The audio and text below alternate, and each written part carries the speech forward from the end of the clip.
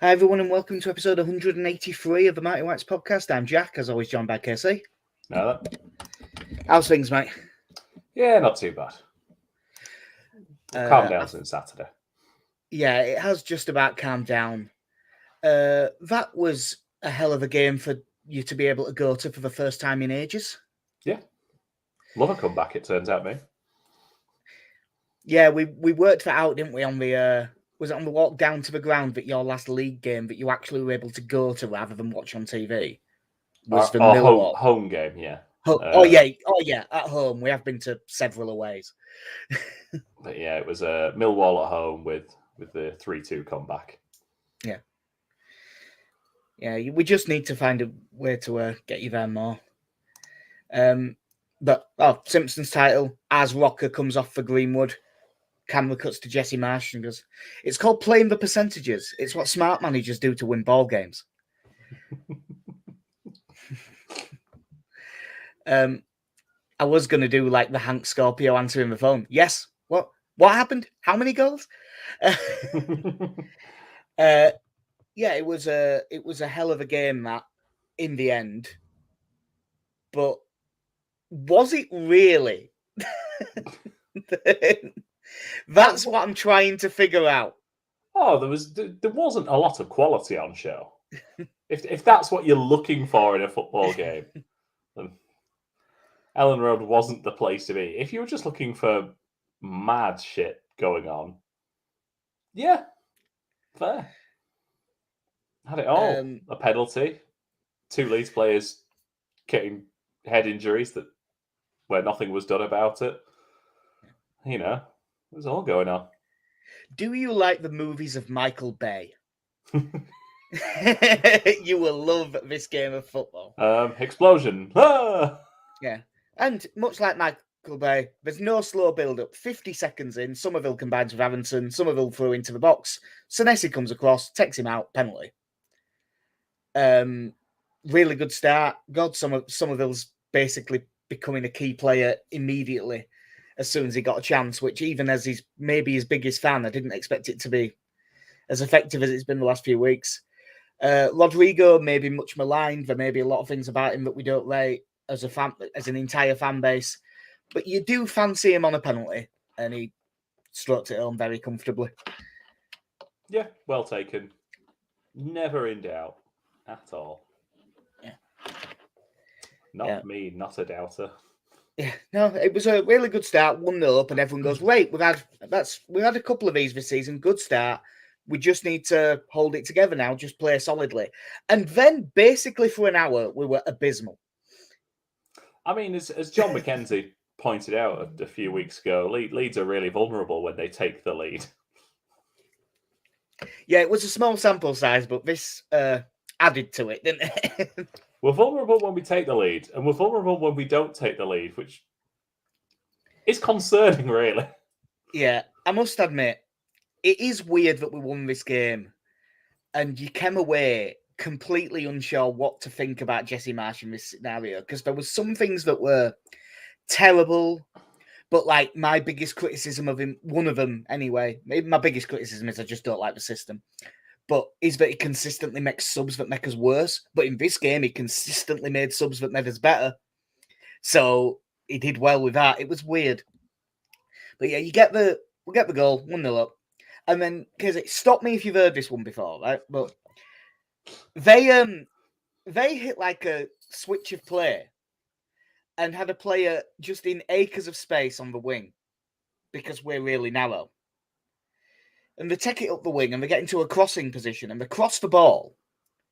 And as it comes to the far post, there's a player in acres of space because we're so narrow. And Marcus Tavernier scores. Also, am I wrong that it's Tavernier? Because everyone's saying Tavernier and stuff. But it's James Tavernier at Rangers, and that's his brother. He's rebranded himself. Yeah, I mean, he's from Leeds. I think that they were both in our academy, actually, at one point. But yeah, it was a decent finish. But to be honest, it was quite nice of us to provide the flick on this time, because Robin Koch gets up and just nods it across the penalty area. Yeah, I mean, but to be honest, I don't even think that's a particularly bad defensive header. If it's too high, you get some on it. If you're not tucking in so far, because Christensen is tucked in so narrow, which isn't his fault. He's told to do it.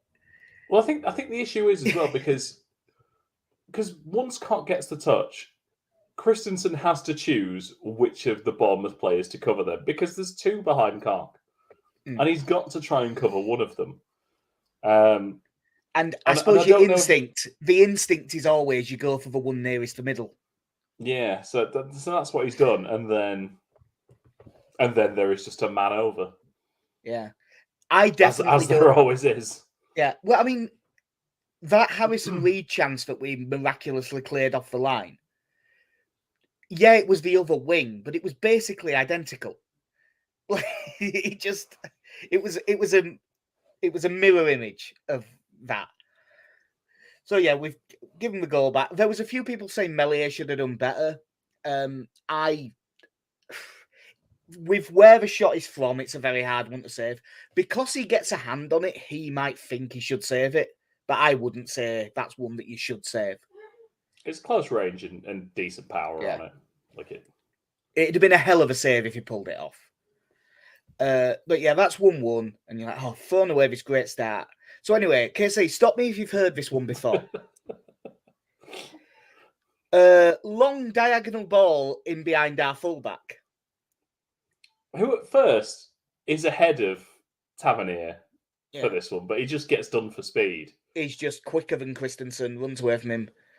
And goal, which we have seen a load of times. Admittedly, this time it was Meslier makes a save and then it gets rolled to the edge of the box. And it's a goal. You sort of think, right, we've got away with this because Meslier makes a save and it goes back to Tavernier.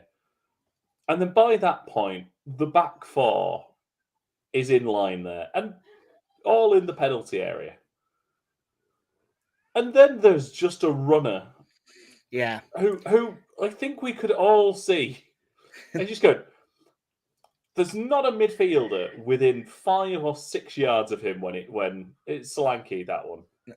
No, that was the Billing. That's the Billing one, is it? Yeah, sorry. Yeah. Looking at back play, he's not quick, so we might have not kept up anyway. But looking at back play, it looked like it should have been Rocker. When they kind of come into view, Tyler Adams is sort of level with the right-hand edge of our penalty area, and Rocker seems to be the more central of the two. Yeah, just nowhere near. But they're just there's neither one of them within an arse's roar of it. You could just look and go like, someone has got to track a man here. Just anyone. Yeah, it was it really was weird. We had a good first 3 minutes, of which the ball was actually in play for 1 minute. Because there was like the wait to take the penalty and stuff like that. And then for the rest of the half, we were just terrible. Like, almost no redeeming features, really. It's worth saying, Billing's shot was very well struck. I mean, if you're given that much time on the edge of the penalty area with a moving ball, you've got every chance, but he does stick it in the top corner. Yeah, it was a really good finish. But like, obviously, we end up going in 2-1 down. But let's be honest, it could have been more. I mean, they had that break from our set piece where they had 2 attackers versus just Somerville. And Somerville did brilliantly to get like a touch on the first one that knocks it 10 yards closer to Meslier. And then Meslier does brilliantly to come out and sort of slide tackle the ball away. Like that, if they work that even close to not even competently, you're getting a great chance. And again, that's the second time that's happened in 3 games. Yeah. Because Fulham did the exact same, didn't they? Yeah. He's just looking like... I know because like typically, and this is harking back to football in the good old days of the 90s and early 2000s of just, well, you just leave your fullbacks on the halfway line. But we've got big fullbacks. So I understand why they're in the penalty area. But why aren't Somerville and Tyler Adams further back? Yeah, it's a bit weird because a lot of teams seem to be doing it. It's like they're having 2 people over a corner. There must be some analytics thing that they've worked out. But it doesn't make sense to me. Doesn't make sense to me. I can't say when I've been watching Match of the Day or anything else, I've seen too many times when a team has had the run of an opposition's half from their own corner. No, we've seen it twice. There was also Kiefer Moore, completely unmarked, centre a goal 8 yards out, and he sort of scuffed it to Melier. And we cleared one off the line. Was that Jefferson Lerma's header? I think I've just blocked that one out now. So, like, we were lucky to only be 2-1 down at half time, to be honest. And the chat, I went down with my dad when he went for a smoke, and everyone in there, the chat was just like after the Fulham game. They were going, look, I know they've got this result against Liverpool, but this is just awful. People slagging Marsh to high heaven. Half time, he makes a change, Nonto for Harrison. But, you need to start the second half well. 2.5 minutes in, they break down our right-hand side. Leeds corner again. From a Leeds corner again, from our set piece. They break. There's no real challenge. There's nothing really. And then a cross in, and Solanke, it's a good flick to finish it. But we just get pulled all. We are so easy to score goals against.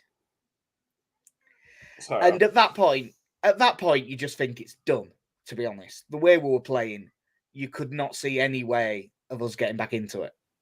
I've just got it frozen on my laptop here as I think it's Tavernier puts the ball in for Solanke.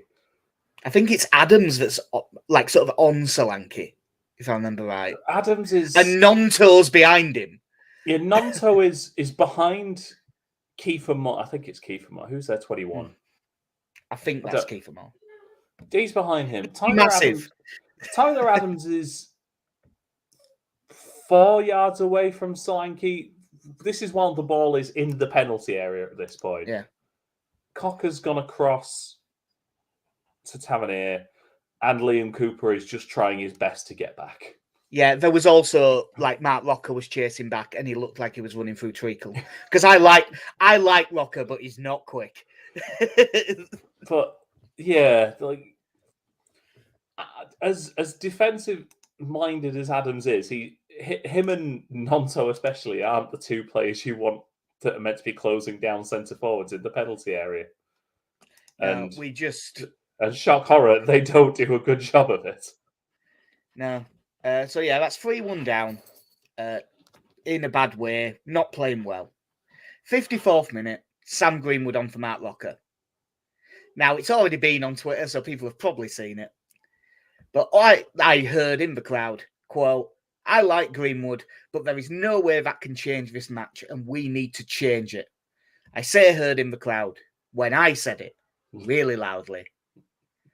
I did feel better having put it on Twitter because we got loads of replies going, I've said words to the same effect.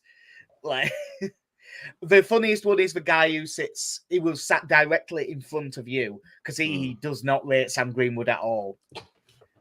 Like, there was a lot of us didn't think it was the right person to come on, but most of us at least think he's a good player. He just hates him. So it was really funny.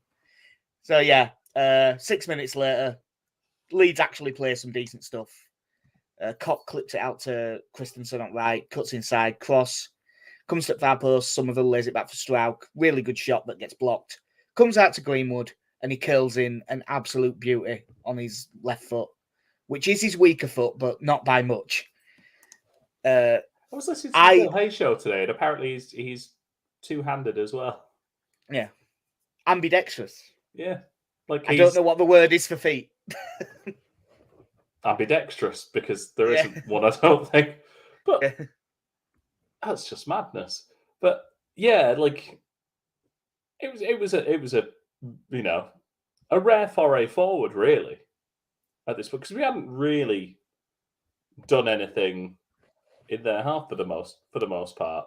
No, well, this was shot on target number 2 of the game. Also, ambipedal. It sounds a bit dodgy, that, to be honest. Yeah, but that's the word. Yeah. By the way, just because you obviously had almost the same view that I had, which one was a great view for this goal, we were like right behind it. But when you saw it live in the ground, did you think it was about 5 to 10 yards further out than it was? I don't. Yeah, maybe. Because when I watched it, I thought that it was like, 5, maybe 8 yards outside the box. And then I saw it back and he is right on the edge of the penalty area. But it's a phenomenal strike. Oh, it's that thing, like you say, we had a brilliant view for it. It was in the second it left his boot. You knew. It's a brilliant strike. And again, for everything you've ever seen of Sam Greenwood in the 23s when he's taking free kicks with whichever foot he feels like. It just, again, you've got a slow moving ball rolling on the ground. What, 20, 22 yards out? Yeah, and if Leeds had conceded this goal, we would be saying there's no one gets out to put any pressure on it. Like, so it's fair to point out, but it's still it's a top quality finish. And the other good thing about playing Sam Greenwood is he is not even probably, he is the best set piece taker at the club. Based on everything we've seen when he was in the 23s as it was then. But he swings in a really good corner to the far post 8 minutes later. Liam Cooper gets up really well. Like, it's very old school, proper football man talk, but he just seemed like he wanted it more, and he just got up above them and headed it in. Headed it down, kept it low, exactly the sort of thing you need to do. It's not great goalkeeping from Travers, mostly because it appears he's not a particularly good goalkeeper. Okay, I'm literally watching this, and he heads it down at his feet, and Travers seems to almost jump over it. Yeah, to some extent. I'm just watching the corner. It's one of those where, as you're watching it, it looks like he's massively overhit it, and then it just dips to the back post, exactly where you want a corner to drop. Just edge of the 6-yard box, a little bit too far for the keeper to come for, and plenty of pace on it as well, which makes the header so much easier. But the funny thing is, you watch that, and again, if you've seen him, you know how good he is at set pieces. But you watched a footballer as good as Rafinha for the last 2 years, and how does that man not, like, how come he can't take a corner? There's something about the Leeds shirt. The aerodynamics must be off or something. Because we've had loads of players who are really good footballers and they can't take corners. Yeah. Like, I don't know. I always felt like that should be the easiest one. Like, I understand that the complexities of a free kick, of trying to get a ball up and down in a limited amount of space. You see that guy, like, 15, 16 yards away. Just get it over him. Yeah? Yeah. Oh, fuck. But it's a really good header from Cooper, and I'm really glad that he got it. It'll have done him world of good. Well, he was elated. Yeah, the place. You can tell by his celebrate. Did he not know that he'd equalised? To be honest, I didn't really see his celebration because I was a bit caught up in it all when it got to 3-3. You just watch it back, and it's like something out of the 1930s. He just jogs back. There's like there might be a handshake in there. That's it. Well, you know what? If it's to make it 3-3 in a home game, I'm all right with that. They should just be wanting to get back and go on and win it. But there wasn't even a fist pump or anything. It's just right, back we go. Just a proper bang, get in, jog back. Like there wasn't a right, come on, get the ball or anything. Like, just turn, we jog back, off we go again. If you hadn't heard the noise of the crowd, you could easily have thought it was like to make it 1-4 or 7-0. It could have been Crescencio Somerville's goal from the Fulham game. Yeah. There is one thing that I think is worth pointing out in this. Also, that was our third shot on target to make it 3-3. I think basically as soon as Sam Greenwood scored that goal, Bournemouth completely shit themselves. Like, I think that maybe the losing a 2-0 lead at home to Spurs and losing 3-2 last week has really got to them. Because as soon as Greenwood got that goal, they just started dropping deeper and deeper and deeper and letting us just take over the game, really. Although neither team actually did anything for about 20 minutes after that. No. Rodrigo had one good chance where he cut in off his left onto his right foot and kind of skied it miles over. That was an actual good chance. Yeah. But I think that was the only one for either team. There wasn't a lot out. Quality was not on the menu for this one at times. Until the 84th minute, when genuine piece of really quality football. Lewis Cook lofts in a free kick. It's a poor one. And the thing that I haven't gone back and checked is who knocks it down. I think it was Cooper. But it wasn't just a headed clearance that fell to Nonto. He knocks it down. It's a deliberate header. And then Nonto just picks up the ball and he starts running with it. And you think, all right, cool, he's getting us out. But the way that he drives at people, he's, showed real pace, cuts inside. He's fouled at least once, maybe twice, but stays on his feet. Keeps running and keeps running. And the bit that was so impressive, the pass that he plays through to Somerville isn't the hardest pass in the world. But when you've been sprinting like full pelt for 60 yards, that pass becomes so much more difficult. And the weight of it is perfect. Somerville does not break stride. He just runs onto it. So it's not even like a brilliant finish. It's just a good finish. The sort of one that you should score. And he takes it brilliantly. But that assist from Nonto was fantastic. And I don't think it's worth pointing out that he only played half a game and was he man at match? I think he probably was. I would have said so, yeah. Yeah, like he was outstanding in this game. Yeah, he was brilliant. So again, just looking back at it is Liam Cooper who knocks that header down. Yeah. And then Nonto just goes. It's obviously very different stakes in a game, but it was a run like Michael Owen against Argentina. You're not the first person I've heard say that. No, well, I say heard, it was on Twitter, but yeah. Like he just goes, runs across, and it's that first challenge, I think, just after the halfway line where I think his heels clipped slightly or something, and there's a slight stumble in there, but he just powers through. Yeah, just keeps going. And then, yeah, like you say, it would have been so easy at that point to overhit that pass and put it into an area where Travers can come out to close it down.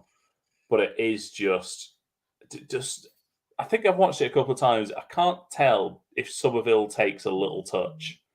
No, I thought that it was first time. I have done quite well to only watch it back a couple of times because I could have watched it back 100. Yeah, it just runs and it's such a confident finish. It's so confident he booted the keeper in the head as well. And I was going to say, followed by the Jorge Masvidal running knee. Hot Matt Travers.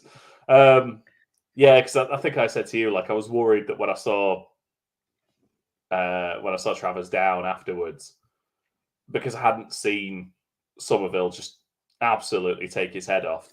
As soon as it went in, the celebrations, you're not going to see what happens. No, after. So I was slightly worried that because it was, you're there thinking like, I mean, they've just gone 4-3 down. It's an odd time wasting tactic. Let's see if it pays off, Cotton. Like, so there was a slight worry, like, has someone thrown something at him or something like that? No, Somerville's momentum just takes it into him, and he just hits him with his thigh right in the head. But absolute bedlam in the ground. Like, it was brilliant. And that's that when something like that happens, you 3-1 down, and you're not just 3-1 down, you're 3-1 down and playing badly. The game's dead. And then you just, out of nowhere, you come back and win 4-3. There is fucking nothing like it. That's why when people say that they're not bothered about football and they don't get football, I always just think I know that it takes up way too much of his life and we care way too much and it ruins your weekend when we're bad. But stuff like that, there is nothing like it. No one ever talks about going to a gig and the band is shit for the first 7 songs, but then they fucking nail the encore and it really rescues the like.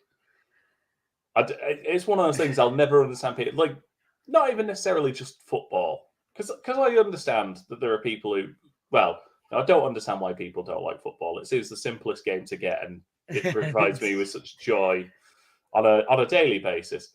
But if you're just not into sports, like I don't like. Where do you get that sort of feeling from? That you've gone from this within the space of I'll say 105 minutes to include half time, but 105 minutes of running through this gambit of emotions of disappointment, anger, frustration, apathy. Once you 3-1 down, I don't even care anymore. Like this is. And then, the glimmer of hope when Greenwood gets some back. And by the end, you're just exhausted because you've gone through this roller coaster emotionally in that time. And I don't understand where people get that from in their lives if you're not interested in sports. I think that they probably just have much more healthy emotions. I really appreciate the creamy middles. Yeah. And I think that the most surprising thing about this game, in a way, is that there is still like 10 minutes left after that goal when you include stoppage time. And it was a very stress-free 10 minutes, really. We were stressed because we were too close to it. But if a neutral watched that game, it never looked like Bournemouth were then going to get back into it. At what point in the game is that Jack Stacey effort? Is that before the goal or is that after? I think that's before, because he came on in the 73rd minute, and I think it was just after he came on. I can actually find it because I've got. I think it is before. In fact, it's one of the first things he does. It's 73 minutes, the Jack Stacey effort that goes just wide. Yeah. So yeah, that's at 3-3. But yeah, that was like the big. So I was wrong when I said Rodrigo had that one effort, and that was it. There was two because there was that one as well. Yeah, I'd forgotten about that one. By the way, Jack, tell me if you've heard this one before. Did we switch? Did they switch play, and then their wide player, in this case Jack Stacey, had all of the room in the world to run into? Yep. Yeah. So there's two things out of that. One, that I just want to say, we had 4 shots on target. Effective. We scored 4 goals. We have been underperforming XG all season. We got one back in this one. I mean, they outperformed theirs as well by getting 3, but that was a real one. But 1, how big a win is that for the season? And 2, is Marsh now safe? For a while. Yes, I suppose. I think my thing was realistically is you've got to beat Fulham and Bournemouth, and then you can kind of take a bit of a free hit. As long as you don't get absolutely pummeled, you can take a bit of a free hit with the Spurs and Liverpool results. Yeah. Now the Fulham game was an absolute disaster, really, but we clearly made up for that with Liverpool. So we've got the 6 points from that, and it puts us. While I know it's very tight down there, there's teams in between us anyway. Well, it puts us 12th, 15 points from 13, which, given our fixtures, I still think is too low. But it looks a damn sight better than it did a week ago. Yeah, I mean, I suppose if you add 2 more points onto that from the Southampton game, which is one I look at where the fact we didn't see that game out, where not like some of the other games this season where, like Palace, where we were in the lead and we just got dominated for the majority of that game, or for an hour of it. The Southampton game, we were 15 minutes away with a 2-0 lead. Yeah, that was the one where that was properly throwing away 2 points that game. And it's if you add those 2 points on, you'd be that a little bit safer, and I think you'd be okay. While you'd still be disappointed with a number of the results, yeah, points wise, you'd feel a bit better, because I think we'd be. I don't know. Would we be any higher? I think we might be. We'd be up to 11. We'd be up to 11th if we did that. There's at this stage of the season, it's only 3 points, but there's 3 points between Brentford in 11th and then Palace in 10th. But like that is also like we are only, as ridiculous as this is, we are only 4 points behind Liverpool. Yeah. Like we're also only 3 points off the relegation places. Yeah, it's too soon to really look. I just think we're a bit shy on where we should be. It's very Championship is the league table at the moment. In terms of Marsh's safety, barring again Spurs smashing a 6-0 or something like that, yeah, I don't think he's in any danger of going now. Yeah, because that's for what I mean. I think I did say this after the Liverpool game, but it's still true, and it goes for this one as well. Like tactic, I still don't like the tactics. I think that they were exposed massively for an hour in this game. We've played two newly promoted sides at home in the last 2 home games, and we've conceded 6 goals. Yeah, you can't do that. That is objectively bad. That is not good in any way. I don't think that the coaching is right. But the thing that I have to give him is that the players clearly are with him. Because you don't come back like that if the players aren't up for it and the players aren't still believing in the coach.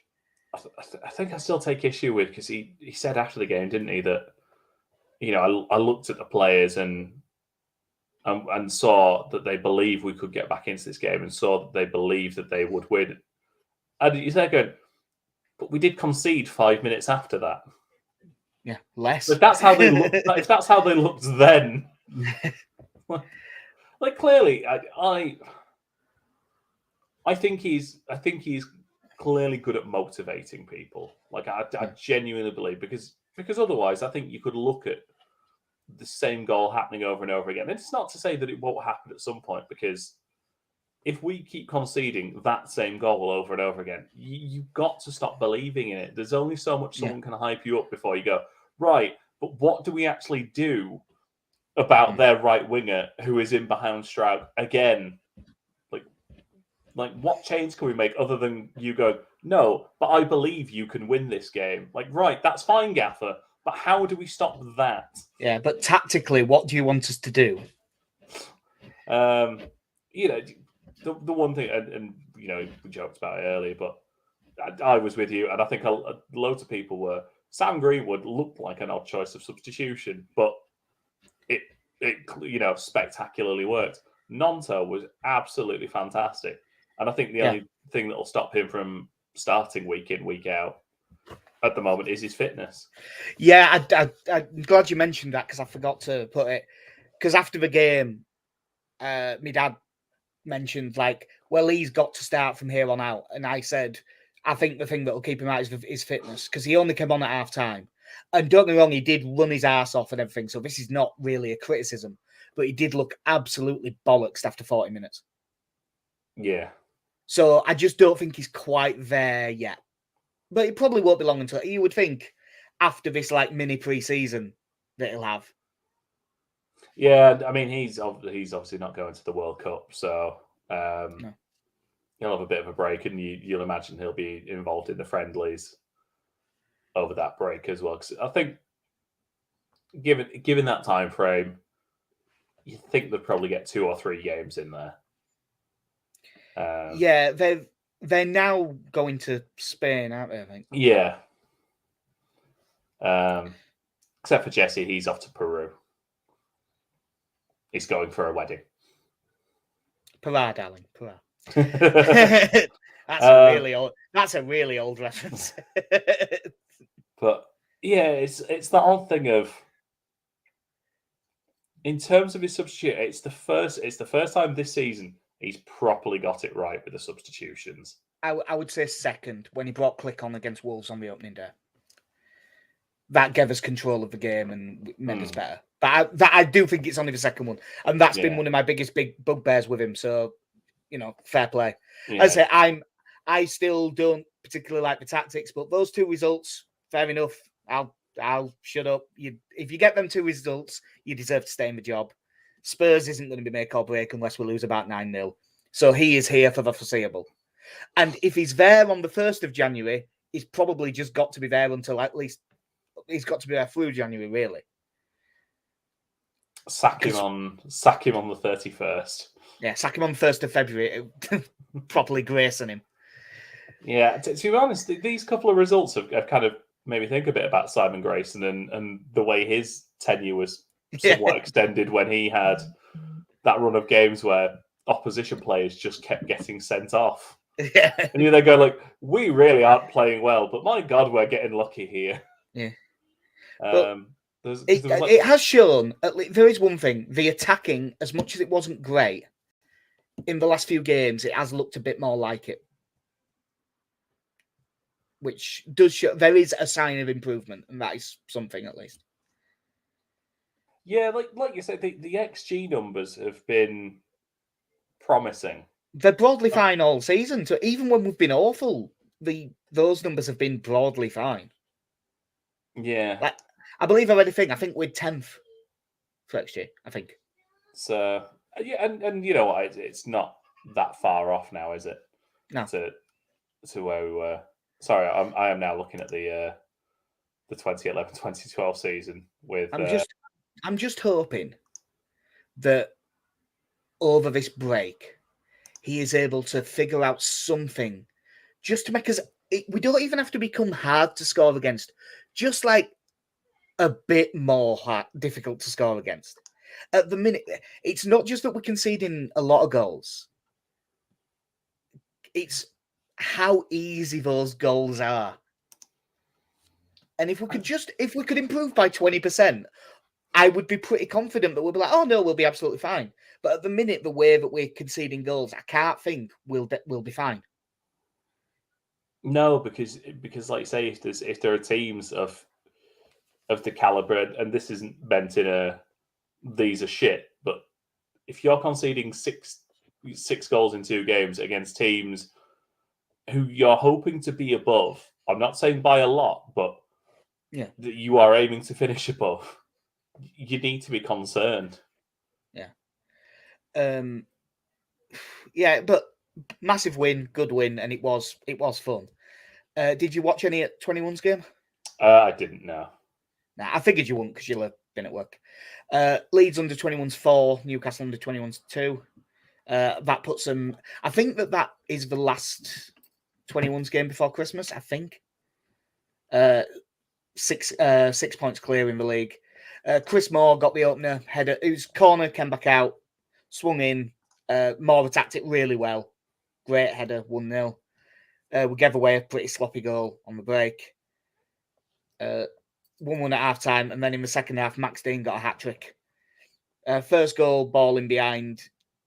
He tries to go out defender, and the defender gets into a really good position to block him, and then just doesn't actually deal with the ball. So Max Dean just runs around him and scores. The second Max Dean goal was hilarious. Keeper comes for a short pass, so he stood 15 yards to the side of his goal. Their defender just passes it to Joe Snowden, who passes it to Max Dean, who passes it into the goal. And then the final one, there's a through ball. I think it's originally towards McAlmont, to be honest, but he's offside and he doesn't go for it. Max Dean runs onto it and finishes well. It's good to see him get a load of goals because the only one of the sort of big under-21 names that played was Cody Drammer. He played an hour and then went off. And Sonny Perkins came on for the last 10 minutes because Max Dean, being the Alan Smith regen that he is, went charging around the pitch, trying to get into a fight with people and got booked and definitely was going to get sent off. So they subbed him. So seeing as no one else played, no JB, obviously none of the more senior attacking players, and Drama going off in what was definitely a pre-planned sub. Kean Coleman came on for him, by the way, and he looked pretty good. That's the first decent look I've had at him. And Charlie Crew came on as well, who's I believe he's the young Welsh centre mid that we nabbed off Cardiff. I think he's under 17's captain or something. You didn't really see much of him, but it's nice to see him get a game. You would think that they're all probably there's a decent chance of them all being in the squad for the Wolves game. Yeah, I mean I think they said that before that because Joseph had travelled for Liverpool and was on the bench on Saturday, wasn't he? Yeah. with no Bamford because he injured himself taking a penalty, which sounds about right for him at this point. Yeah. And note, they said taking, not scoring. I wouldn't dare ask, to be honest. That's the follow-up question. Like, did he score? Or it's like, no.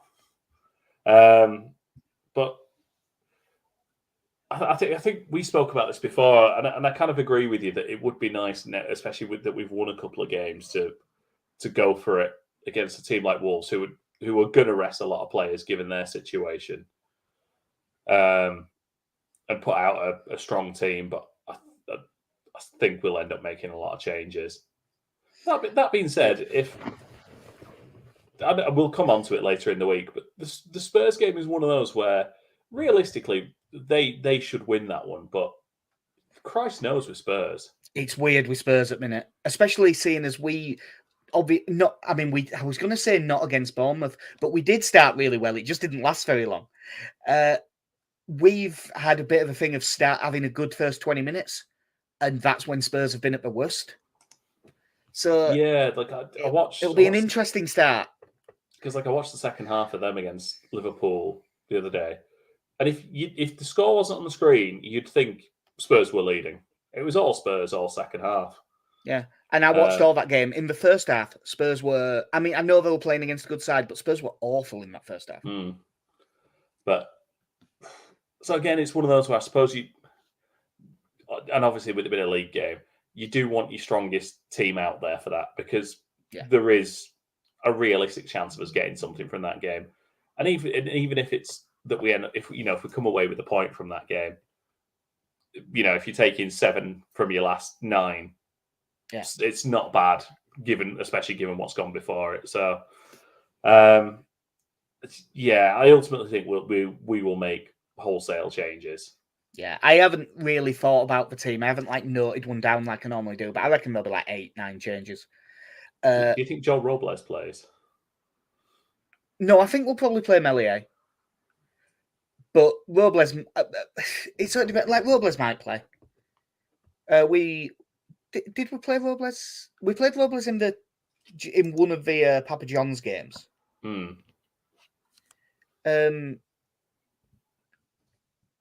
It was Meslier, wasn't it, against Barnsley? Yes, it was. Yeah, I think we'll just stick with Meslier because the one position that doesn't need a rest is goalkeeper. Obviously, Wolves tomorrow night, 7:15. For those, not that I would in any way encourage this, but for those of you who are looking for ways to watch it on the internet, I believe it's on ESPN in America, so it'll be about. Lopetegui has now taken the job.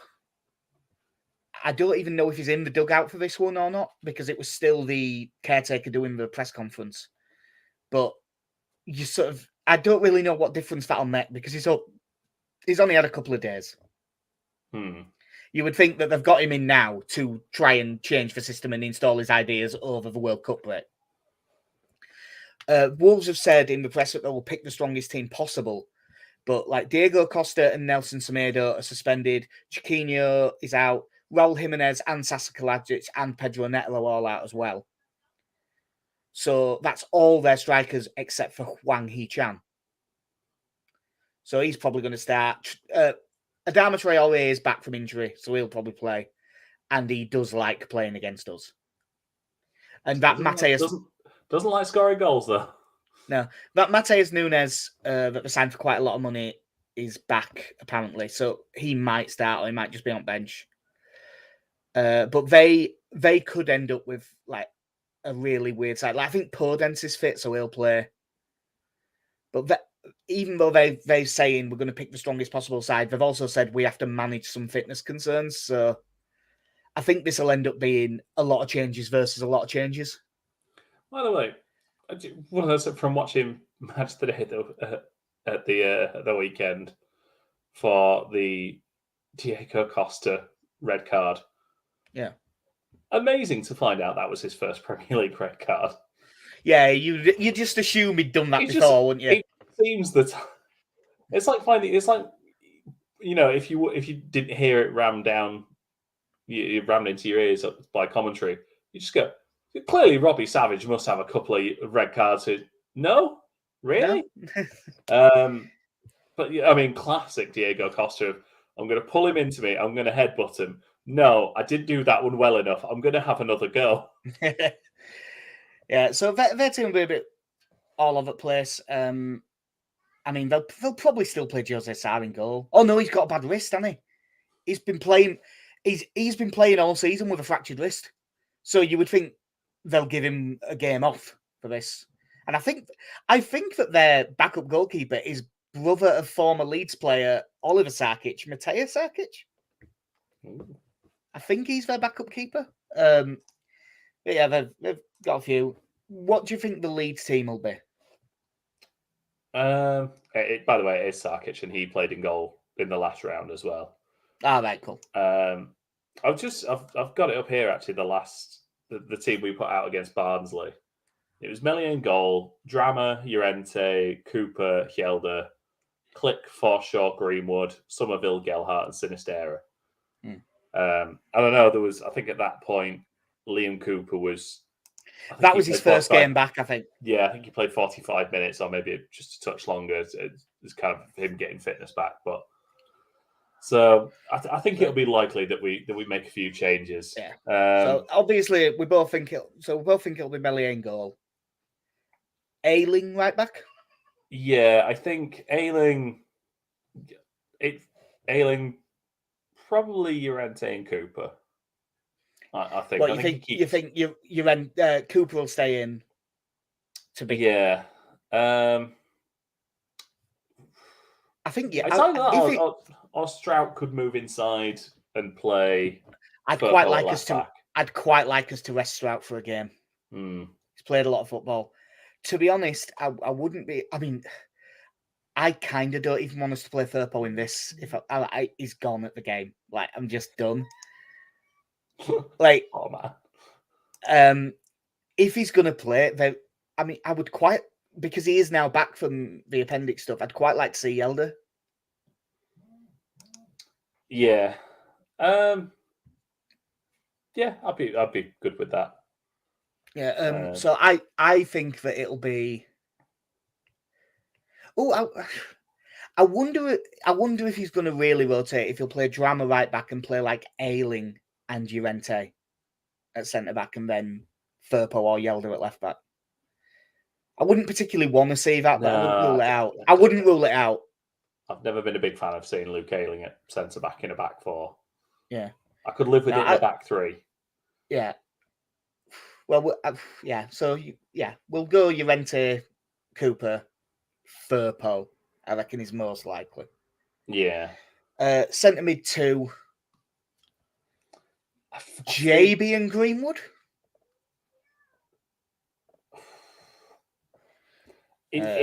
Alex Mason asking his Darko debut ? So Milanic getting a start. So yeah. I think JB's on the bench, and I think you leave Tyler Adams in. You see, I think that if he was going to only be on the bench, he'd have played in that 21s game on Monday. But he wasn't involved at all, and that's what makes me think he's going to get a start. I do worry about a midfield of JB and either Greenwood or Click. Yeah, I think Click plays, but I think Click's probably going to play it. Did Click play at 10 against Barnsley? Or was he just playing really attacking? Because he was definitely playing like a 10. Well, it has it down here as a 4-3-3. So given how he's used him, who else was in centre mid? I assume it was Forshaw and Greenwood, the two centre mids. Click at 10, Somerville, Sinistera wide, and Gelhardt. Yeah. So yeah, I'm gonna guess that it'll be JB and Greenwood. Click at 10. You pretty much have to leave. You've probably got to rest Somerville, which sounds weird. Harrison and Aronson wide. Like, we don't have many wide options. Yeah. Unless you want to give Nonto 45 minutes and bring him off. I think I'd have Harrison and Nonto as the wide players for this. I mean, And Harrison then- only played 45 minutes, so yeah. And then Joffrey up top. Yeah. Yeah. I'll go with that. But I think there's a pretty decent chance that Mateo Joseph makes his debut in this game. I think he probably comes off the bench. I think that like Drama, I think he'll be on the bench and I think he'll get on. I think Sonny Perkins will be on the bench, but but I'm pretty sure he'll come on as well. Yeah. There is an argument for throwing him in and giving him a game, but I think that's probably pushing it just because there's other options. I'd be absolutely fine with it, to be fair, but I just don't think that there will. Yeah. There is part of me, like I said, I would quite like to see us maybe play a couple more first teamers, and then ideally, if we're in a decent position, well, however the game's going, bring them off at half time. I'd say, do you know, given how Greenwood played, I think there's a chance that Rocker starts this game. Because I think he might need it more in a way. Yeah. It might even be him and Greenwood, which would be a bit of a weird fit, but I could sort of see it. So just looking at the Wolves team as well, just to see what their attacking lineup was like. But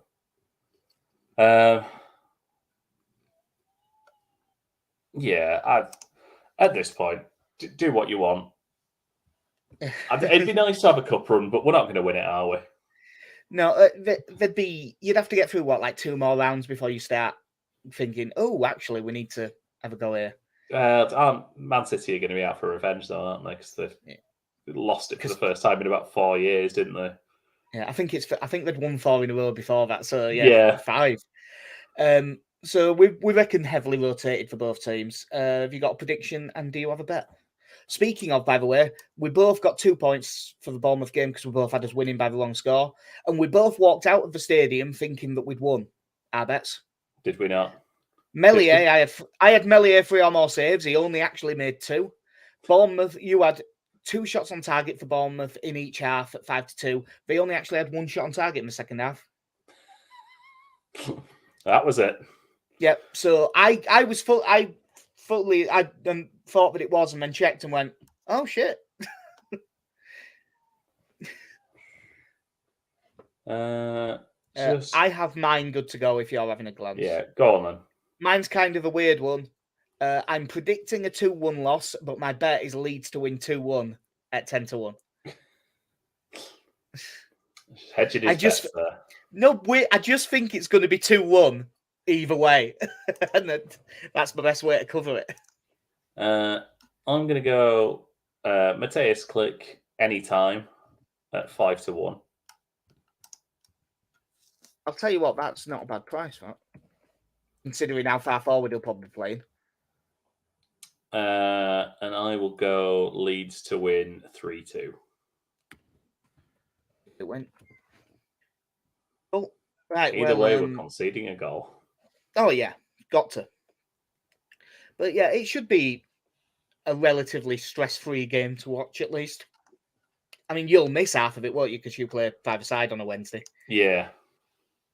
Yeah.